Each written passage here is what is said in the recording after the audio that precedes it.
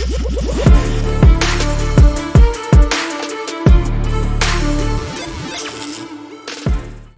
lot of people were mad at me on Twitter the other day, and like Dave Chappelle says, I don't really care because Twitter is not a real place. So I made my video about X-Men 97 and I moved on. They're still mad about it because, well, I said I don't trust the new creators to make the show without making it super political. And they'll say, well, the X-Men were always political. Right. Well, there's a difference between talking about civil rights and modern day Twitter politics, which is exactly what I'm talking about. And these people know it, but they justify this as a reason to make the show. We'll have Jubilee talk about her confusion over her pronouns, X-Men 97 episode. I'm sure everyone's excited for that one. I also have seen quite a few tweets from the people that are working on that project, by the way. Most of them are exactly what you think they are. Super hyper-political Twitters and full of modern-day politics. So, X-Men 97, I stand by it. Probably going to be a trash show that doesn't need to exist. But I wanted to show you something. I found a pretty nasty tweet by a current Marvel writer, or at least somebody that's creating characters, new characters for the Marvel Universe, by the way. It's not his first brush with fans. 68 whiskey writer and Marvel creator Dylan Park calls Shang-Chi critics racist incels. Because if they didn't like this movie, they, of course, are racist. Now, this is just to drum up some history with this Marvel creator. He currently has quite a few opinions on the whole Rittenhouse situation. In fact, he says that if the verdict doesn't come out to how he wants it to come out, that people should burn the city to the ground. I'm sure this is going to help sell comics. But the whole reasoning behind one of the reasons I want to talk about this is because you're only allowed one-way politics, and not just Hollywood, but especially in comics. Now imagine if a Marvel creator came out in support of Rittenhouse. Imagine that. You know what would happen? They'd be fired instantly. Maybe not outright fired, but they certainly wouldn't be getting any more phone calls from Marvel or DC Comics. Image Comics, by the way, wants to form a union and have veto powers on creators' books.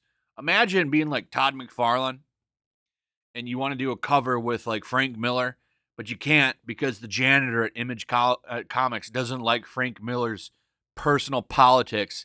So you, Todd, I'm sorry, you can't make that cover with him.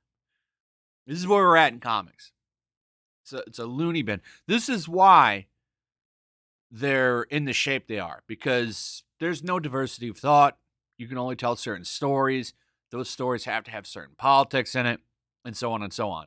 But I was really disturbed by this. Like, really, you want that whole city to burn to the ground, bro? So it goes on this. Like, listen to this. Privilege is illegally carrying a weapon to an event with the intent to use it, taking out two people, then getting up on the stand and crying about being the victim. And of course, he'll be acquitted. Top 5 most punchable faces I've ever seen. I wouldn't be surprised in the least if the judge had white robes in his closet too. The defense attorney doesn't even have to do anything because the judge is shutting down the prosecutor every chance he gets. And it goes on and on. Here's another one. The judge is screaming at the prosecutor, this trial is over. The jury wasn't even in the room then, buddy. So it goes on and on. You can see it here. Calls him a crooked judge. And then there's this tweet right here. And this is what, you're entitled to your opinion, right?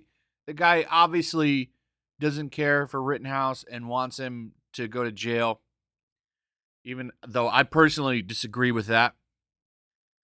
But this is what disturbed me, was this. And he puts it in quotes, too.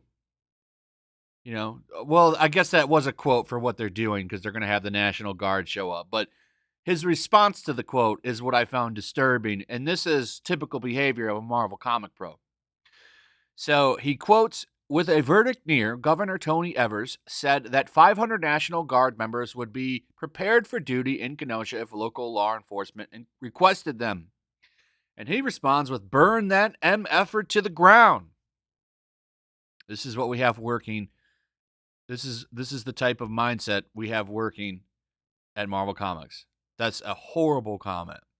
Will this man be reprimanded? Maybe a slap on the wrist with Marvel? No, absolutely not. In fact, if anything, it's celebrated. And that's part of the problem with the comic book industry and with Hollywood in general. Anyway, that's pretty much it. Let me know what you guys think. Also, if you would, please like, subscribe, share the video. Make sure you're still subscribed. Hit that notification bell. And I'll see you guys on the next one.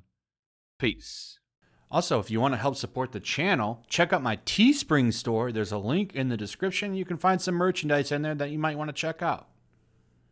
Also, make sure you subscribe to YellowFlash, my other channel. There's a link to that in the description as well.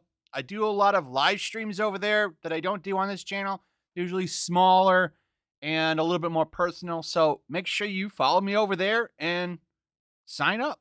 Also, make sure to follow me over on Twitch.